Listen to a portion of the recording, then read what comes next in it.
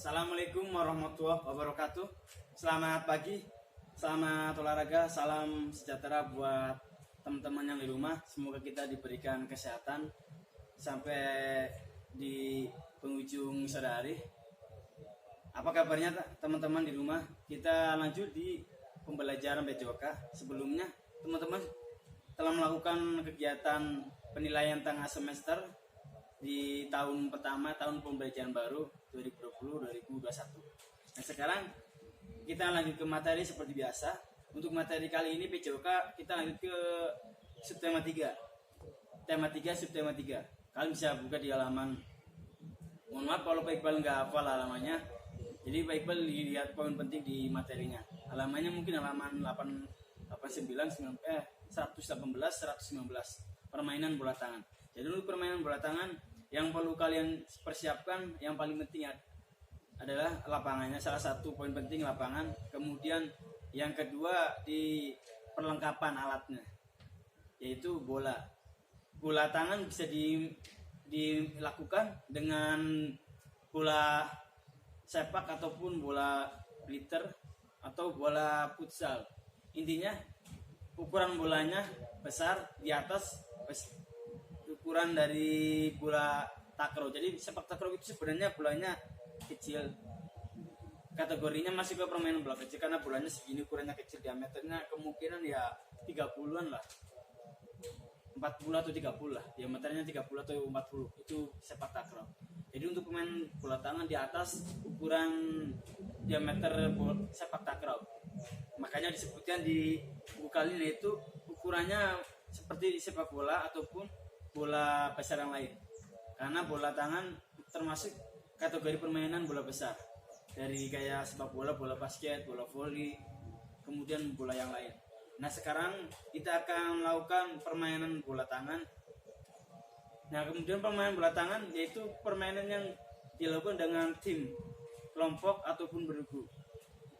Jadi sistematikanya secara permainan kalian bisa tahu kalau permainan tim yang dilakukan dengan tim, bergu atau kelompok itu harus dilakukan yang pertama yaitu kerja kelompok, kerja tim, work team, oke? Agar menghasilkan sebuah permainan yang apik, bagus dan indah pada saat orang pun melihatnya. Kalaupun permainan tim kelompok tidak kompak, tidak bekerja sama dengan baik, ya percuma, hasilnya tidak maksimal.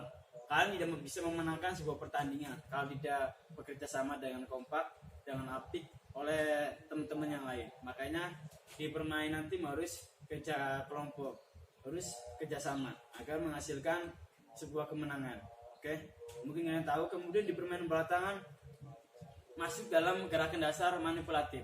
Teman-teman masih ingat gerakan manipulatif itu adalah gerakan apa? Gerakan manipulatif ini review lagi, Pak Iqbal ingatkan lagi. Untuk gerakan manipulatif adalah gerakan melakukan sebuah gerakan yang ditandai dengan adanya benda.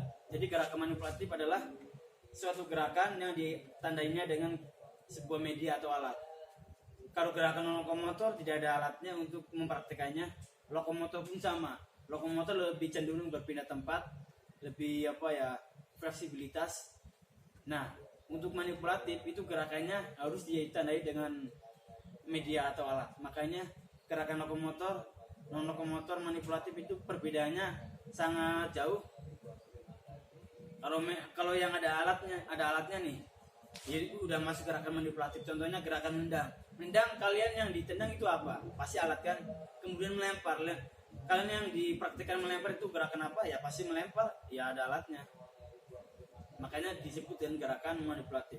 Kemudian kita masuk ke halaman berikutnya di halaman 133 sampai 136 itu gerakan permainan bola kasti. Permainan bola kasti pun kategori permainan gerakan dasar manipulatif karena melakukan benda ditandai dengan adanya benda atau alat. Kemudian gerakan manipulatif contohnya di permainan bola kasti, di situ keterangannya ada melempar, menangkap dan memukul. Kalau di permainan kasti gerak manipulatifnya ada 3. Perlu kalian ingat dengan baik, perlu kalian catat. Pertama melempar, kemudian menangkap dan memukul. Nah, untuk permainan bola tangan yang tadi di awal kita jelaskan, di awal tadi Pak Ibu jelaskan, permainan bola tangan itu yang harus kita pelajari agar bisa melakukan dengan baik, yaitu gerakan pertama melempar. Melempar artinya kita bisa melakukan lemparan dengan baik pada saat mengoper ke temannya. Kemudian kedua, gerakan menangkap. Kita bisa melakukan gerakan menangkap pada saat teman kalian melempar dan kita menangkap. Jadi dari dua poin ini sangat penting. Melempar pun sangat penting untuk melakukan gerakan mengoper ke temannya. Menangkap pun sangat penting pada saat kita melakukan permainan. Kita harus bisa menguasai gerakan menangkap. Karena menangkap lebih lebih jelas pada saat kalian itu melakukan gerakan permainan. Kalau kalian nggak bisa menangkap, bisa melempar percuma. Kalian bisa menangkap, bisa melempar ya sama aja. Yang harus kalian kuasai dua-duanya, melempar dan menangkap. Nah, kita masuk gerakan di permainan bola kasti.